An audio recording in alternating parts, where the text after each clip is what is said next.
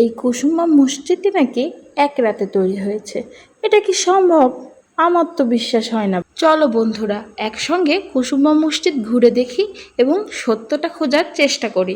আজকে আমরা সত্য খুঁজে বের করেই ছাড়বো ইনশাল্লাহ। দেখো বন্ধুরা, কত বড় গাছ! এই গাছটার বয়স কত হবে বলো তো? আমার তো মনে হয় 100 বছর হবেই। আমি কি ভুল বললাম?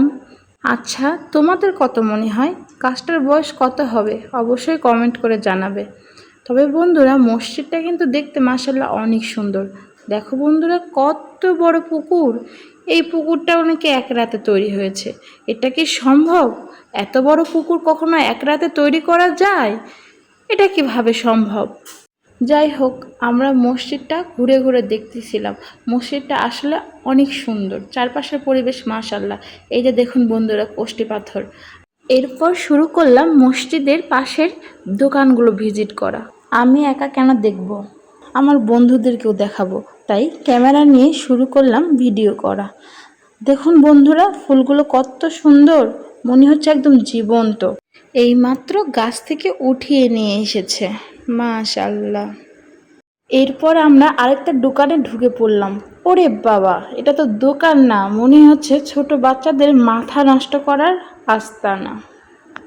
কি নেই এখানে! ফুল, খেলনা, গাড়ি, টুপি, শোপিস, আরও কত কি! আহা, ফুলগুলো যে এত সুন্দর! দেখেন বন্ধুরা, গোলাপগুলো আমাকে এত ভালো লেগেছে।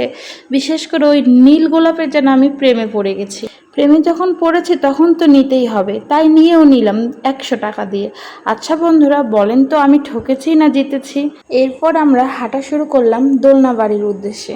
দোলনা বাড়ি কুসুমা মসজিদের পাশে অবস্থিত, খুব একটা দূরে না। এই দেখুন, আরহাম বাবু রাগ করেছে। কেন রাগ করেছে জানেন?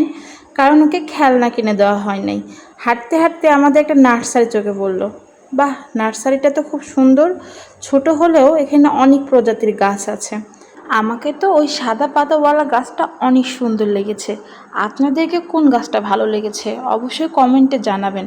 আর জানেন বন্ধুরা, এখানে না গোলাপও কিনতে পাওয়া যায়, কিন্তু গোলাপগুলোর যা দাম! একটা গোলাপ 50 টাকা চাই। বলেন তো বন্ধুরা, এই গরমে একটা গোলাপ কেন আমি 50 টাকা দিয়ে কিনবো? কথা বলতে বলতে এই দেখো বন্ধুরা, আমরা দোলনা বাড়িতে পৌঁছে গেছি। মাশাআল্লাহ, দোলনা বাড়িটা যে এত সুন্দর হবে আমি কল্পনাও করতে পারিনি।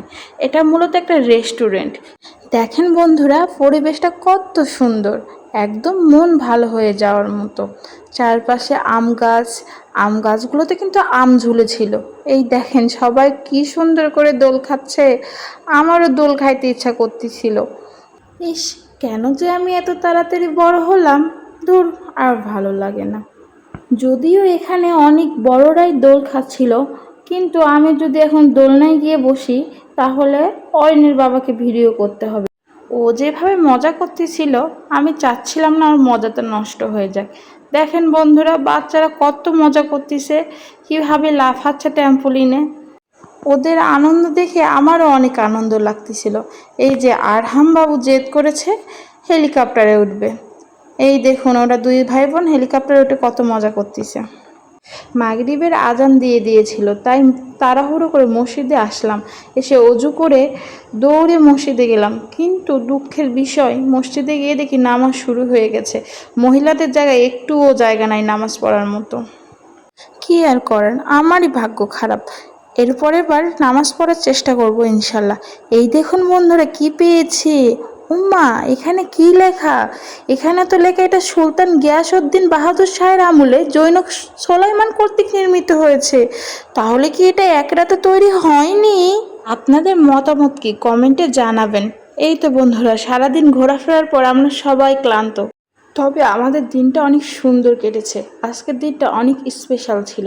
ধন্যবাদ সবাই।